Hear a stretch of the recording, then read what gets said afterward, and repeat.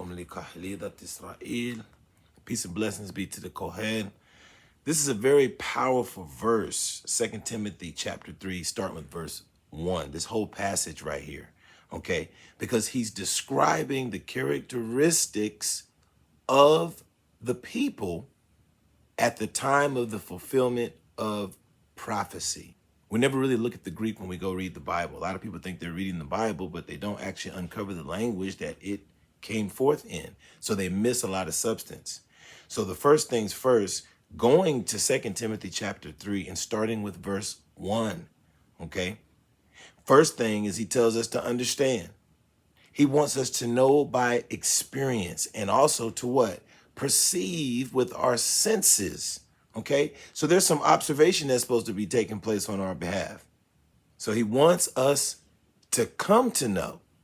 So if you didn't know, you need to know, and you need to be diligent in finding out. Okay, he says to recognize and to perceive, to ascertain, to learn, to realize. Okay, so first of all, we need to realize that we're living in the last days. And we're going to describe those last days according to what we find in the definitions and terms here. Okay, so to know properly, especially through personal experience, firsthand acquaintance. Okay, this is very important. We're supposed to be intimately acquainted with the reality that is taking place prophetically called the last days. So that's number one. We need to understand. Okay, and we need to perceive and recognize and have firsthand acquaintance with the realities that we're living in today. Okay, blocking it out and acting like it doesn't exist is not going to get it for us today.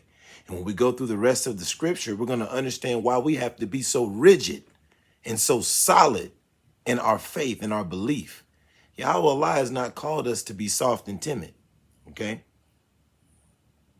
so the next thing he tells us that in the last days, okay? So we have to qualify exactly what that means, okay? When we look at the definition here, he's referring to a specific place in time, okay? And this particular place in time is decorated by signs and manifestations, okay? And these manifestations are what? These are the indications that tell us what would not otherwise be apparent or may actually be hidden. Okay,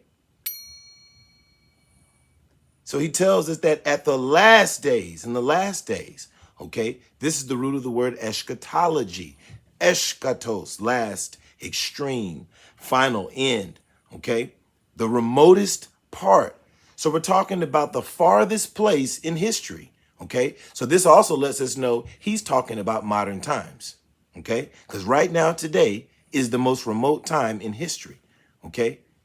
The present, right now, today, where all these signs have been manifested, okay?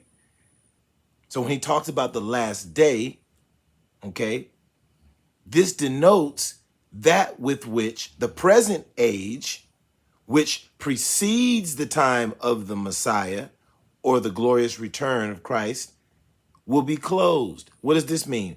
After he has already appeared. And we've already been told that when he first appears, they're not going to recognize him. Okay? And there's going to be a cloud surrounding his appearance and a lot of whispering and a lot of talking. Why? Because up until this point, everybody's been doing what they want to do. And they've been shaped, molded, and marked by that. Okay?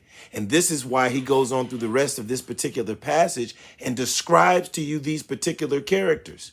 These types of people that we will see. And they're all going to be what? Holding a form of godliness that denies the power. We got to get into this.